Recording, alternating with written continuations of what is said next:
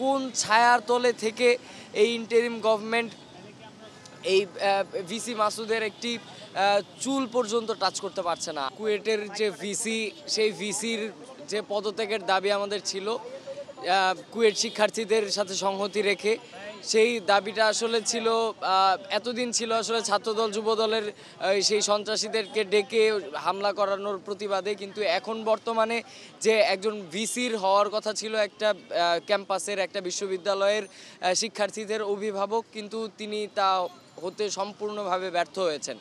তাই আমরা মনে করি যে তার পদত্যাগ অবধারিত, তার পদত্যাগ করতেই হবে।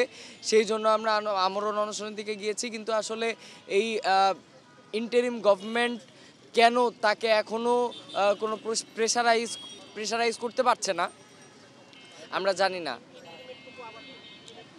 ইন্টারিম গভর্নমেন্ট কেন এখনও তাকে প্রেশারাইজ করতে পারছে না বা তাকে কেন এখনও পদত্যাগ করাতে পারছে না আমরা জানতে চাই। আমরা আসলে এই সরকারকে মনে করিয়ে দিতে চাই যে 5 আগস্ট পরবর্তী সময়ে এই 2000-এর বেশি শহীদের রক্তের উপর যেভাবে ইন্টারিম গভর্নমেন্ট বসে আছে, তাদের বৈধতাই হচ্ছে ছাত্ররা।